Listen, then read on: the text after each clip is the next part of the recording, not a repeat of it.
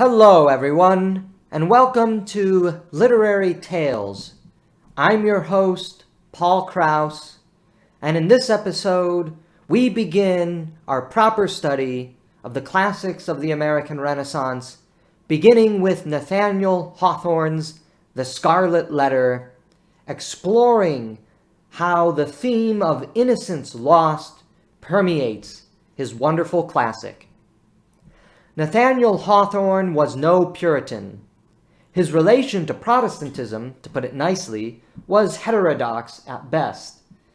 Yet Hawthorne isn't so much an anti-Puritan per se, as he is a critic of the naive religious innocence and optimism that characterized the Puritan experiment, which still holds much sway over contemporary American evangelicalism and Christianity more broadly.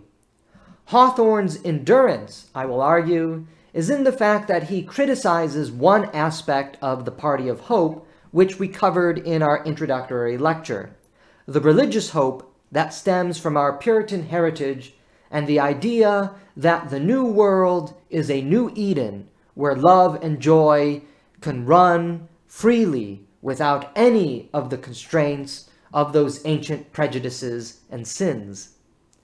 The opening of The Scarlet Letter captures the dynamic of this schizophrenic American composition, the Party of Hope, the Party of Memory, the Party of Boundless Optimism, and the Party of Memorial Discontent. We find in it both the innocence and optimism characteristic of American progress, and also the subtle hand of a critic calling us to humility and realism. As the book opens, the founders of a new colony, whatever utopia of human virtue and happiness they might originally project, have invariably recognized it among their earliest practical necessities to allot a portion of the virgin soil as a cemetery, and another portion as the site of a prison. Here we see the contrast of American utopianism coexisting alongside imagery of death and imprisonment. Of course, death and imprisonment are the true governing themes of Hawthorne's Scarlet Letter. Death and imprisonment contrast with optimism. Hester Prynne and Arthur Dimsdale, the Reverend, are Hawthorne's instantiation of Adam and Eve in the New World garden called America. Hester as Eve and Dimsdale as Adam should become clear enough after reading through the work. Hester and Dimsdale, had they shed those ancient prejudices, would have lived a very happy life in the New World. Arthur Dimsdale gazed into Hester's face with a look in which hope and joy shone out. Hawthorne writes, when Hester and Dimsdale reunite in the serenity of the Edenic forests of New England, out of the prying eyes of their Puritan neighbors. It is in this Edenic environment that we see Hester and Dimsdale shed their sin and burdens and cradle each other in their arms in an embrace of love and new life, every bit as hopeful and optimistic as Emersonian naturalistic theology entails. Quote, by another impulse, she took off the formal cap that confined her hair, and down it fell upon her shoulders, dark and rich, with at once a shadow and a light in its abundance, and imparting the charm of softness to her features.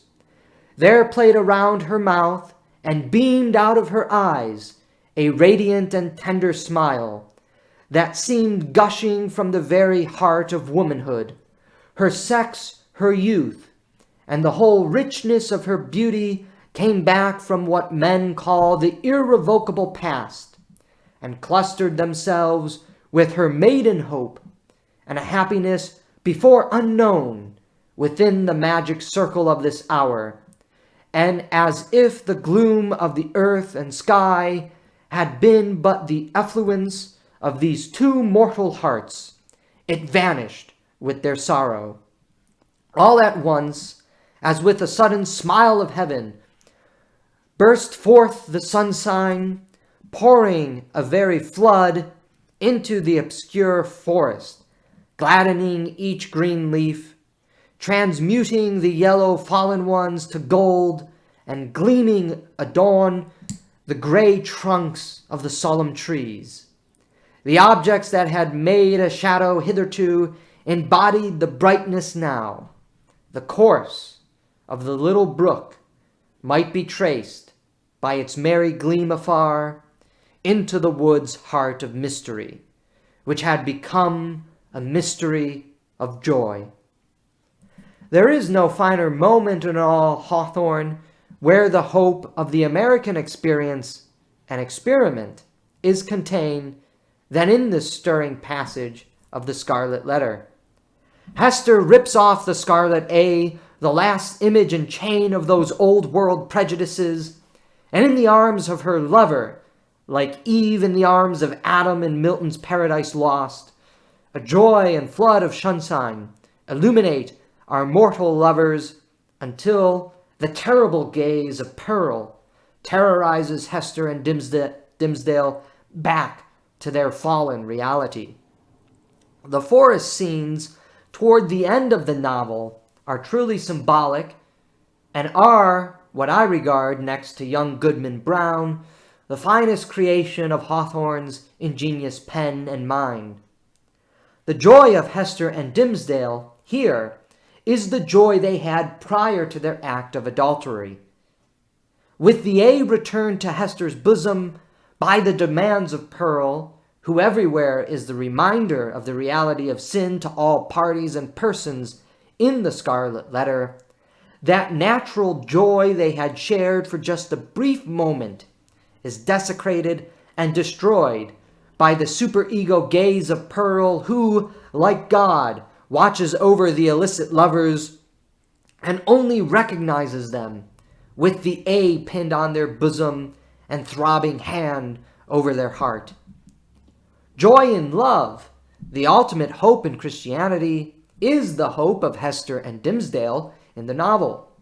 Yet this joy in love cannot be because of their illicit lust in adultery. Burdened by this reality in their unique ways, the novel proceeds to conclude the only way a story without the possibility of reconciliation from sin can end: death. But there is further irony over the innocence lost flowing out of Hester and Dimsdale. The Puritans left the Old World to build a New Jerusalem on the virgin lands of North America.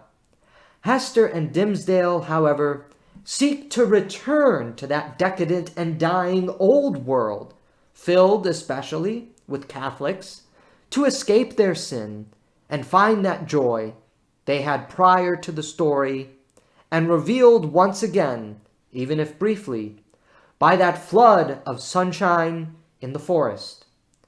Having lost their innocence, Hester and Dimsdale are, quite literally, expelled from the garden of the New World and prepare to sail east of New England back to Europe. This exile, however, is cut short by Dimsdale's death. Hester, as we know, lives on for a little longer, but dies as well.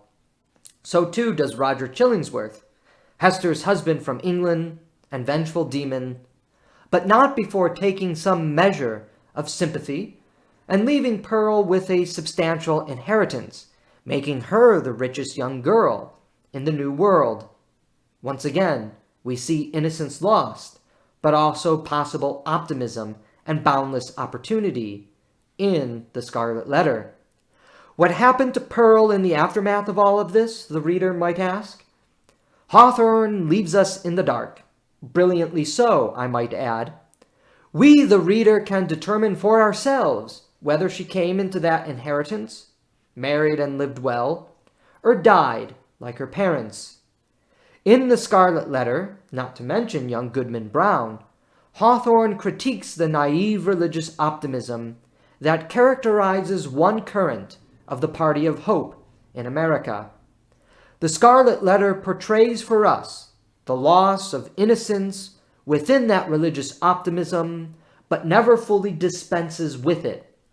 In Hawthorne's classic, we still see the traces of that optimism, but it is surrounded by death and imprisonment. We see the female character, Hester, portrayed for us as a new Eve, but also a fallen Eve. Dimsdale, likewise, is an archetype of the American Adam, hopeful in his love, fallen in his sin. Did Pearl come into that inheritance and live well?